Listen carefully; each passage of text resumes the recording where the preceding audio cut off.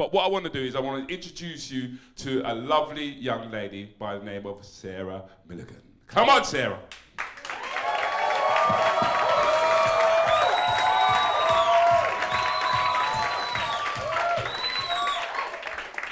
Great. Hi, everyone. I'm Sarah.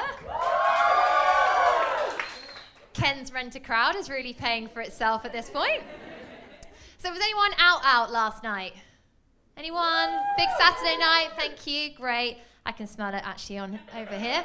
I wasn't out, unfortunately. I'm getting a bit older. Oops, sorry, my notes have all fallen down. Disaster.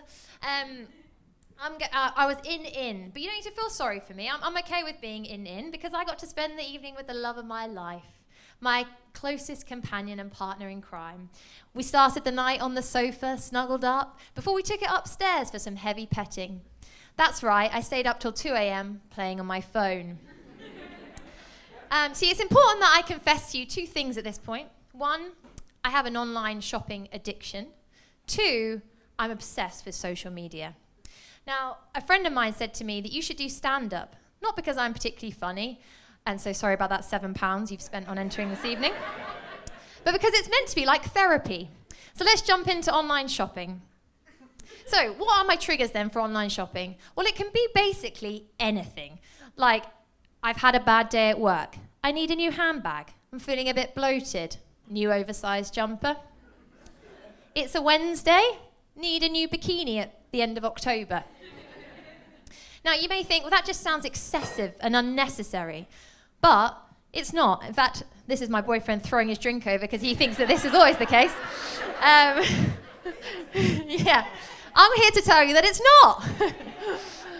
Let me tell you, has anyone here heard of girl math? Yes, thank you. Okay, great. Now, the feminist inside me dies a bit inside with this, but I do kind of adhere to the logic behind it. And let me give you an example of how it works. So this bikini, originally, I had £200 worth of items in my online shopping basket, which I didn't buy. Saving, exactly. The bikini was in the sale, saving. And then I got free delivery because I spent over £50 on the bikini, another saving. And then in 2 weeks' time, when I inevitably return said bikini because I'm not actually the size 10 I claim to be, I get £50 back. So technically, I've made, future me earns money. And that, my friends, is girl math. And this is what I keep saying. I don't need an ISA. I have an OSA, an online shopping account.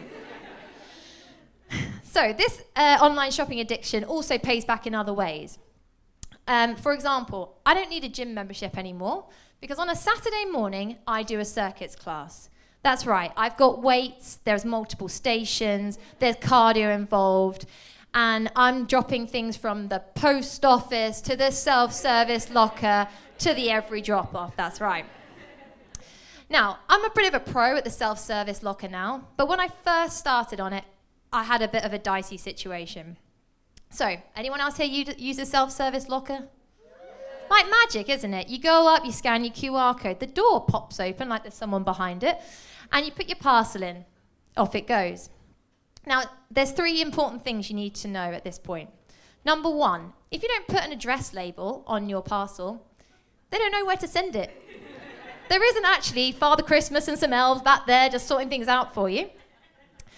Number 2, you need to...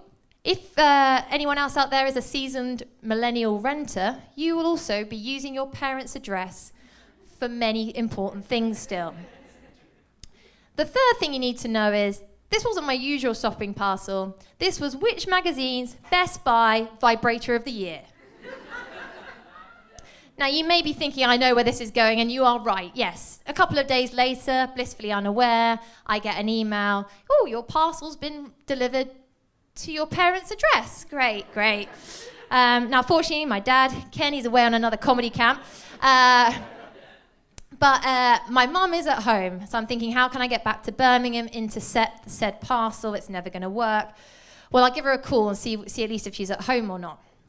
I ring home, she whitters on about the weather and about Janet from down the road posting something on the Facebook group, who knows. So I'm thinking, well, she probably hasn't seen the parcel then. But then I hear her rummaging. This isn't sounding great. Oh, what are you doing? I'm just trying to find some batteries. Right. Oh, the remote control is broken. Oh, I found them. Great. Oh, in fact, I'm going to get an early night. Got a bit of a headache. We've never mentioned this story to this day. Been no mention of the parcel whatsoever. But you may see her here tonight. She's the 60-year-old with a spring in her step.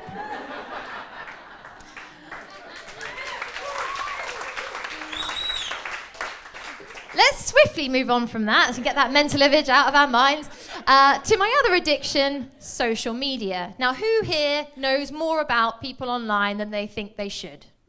Yeah? Anyway, great. Okay. Wonderful. And, it's not celebrities I'm talking about. I'm just talking about people I kind of know who are my Facebook and Instagram friends.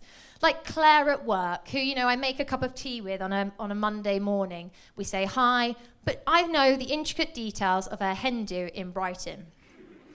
And it's a slippery slope, right? Because 2 hours later, you're thinking to yourself, why am I now in the back catalogue of her 2018 holiday to Iceland? I don't know. My favourite category of social media stalking is random people from school I haven't spoken to in 16 years. I don't know where this comes from, probably says a lot about me. I want to know that they look older than me, they're probably still cooler than me, and that maybe they're happier or I'm happier than them, I don't know. But there's one individual in particular that I've become a bit obsessed with. Her name's Jenny Curling. She was just a girl at school, we barely spoke back then, but now I know the time that she did her half marathon in. So it's not really Mark Zuckerberg you need to be worried about getting your data, it's Sarah Milbanks. So this isn't normally an issue for me. I find I'm not that embarrassed by it even. But then the other day, had a disaster. I bumped into Jenny Curling. As she approached, I'm starting to panic. The encyclopedic knowledge of her life is at the forefront of my mind.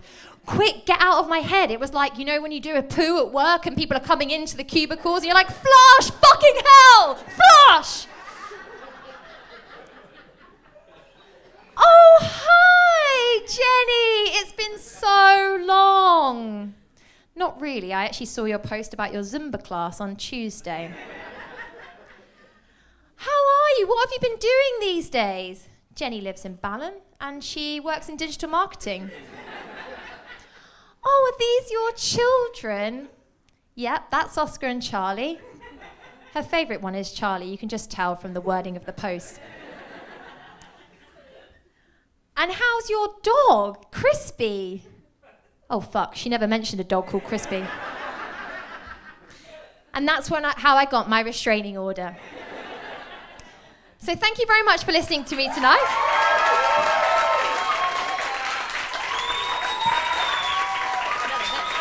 I've got one more bit, shall I go?